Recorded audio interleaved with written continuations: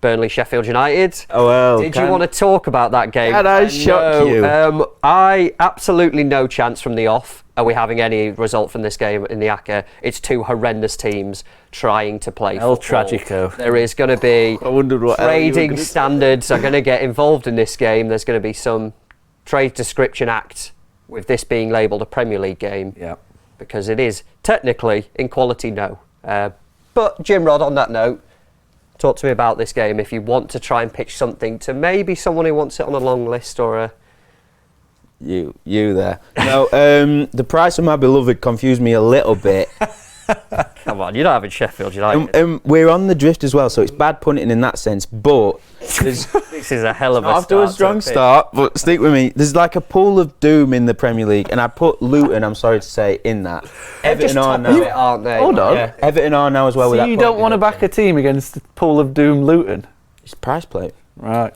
There's the pool of doom, Everton, Burnley, Luton and United. I don't really want to include Luton in that, but I'm going to have to. And there's a genuine sense at each of these clubs in the terraces anyway, that if you can beat those around you, such is the lack of quality of the foot of the division, if you can beat those teams around you, you might have a chance of staying up.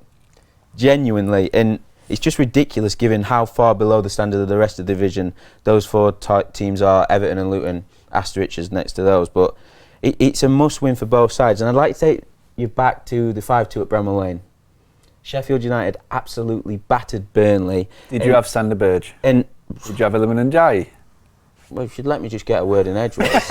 My next point was, I know Sanderberg's gone to Burnley. Illiman and Dye stand up for him as well, but that performance alone had nothing to do with those two. Sanderberg never reached his full potential at United, and that game was all about Sheffield United's set-piece dominance. 28 shots, 20 of those come from set-piece. 3 or 4 of the goals come from dead ball situations as well. And the majority of both sides, Sanderberg excluded, the core of both sides are pretty similar. And I think Sheffield United will draw great confidence from that performance.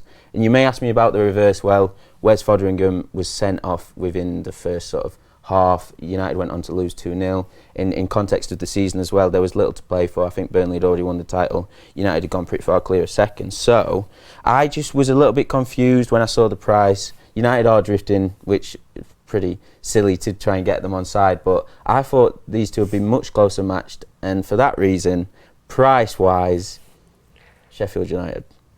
Well, I can't get involved with either team. No. I was just going to ask Jim. But it is a fascinating one to include, though, and keep in, because someone somewhere might want a big one. They might want to... Oh, I've got plenty of big ones today. Yeah, but it's one of those, so you go 1-0 up, that's it, freeze that, you've got an 18-5 selection and that, fine. But, yeah.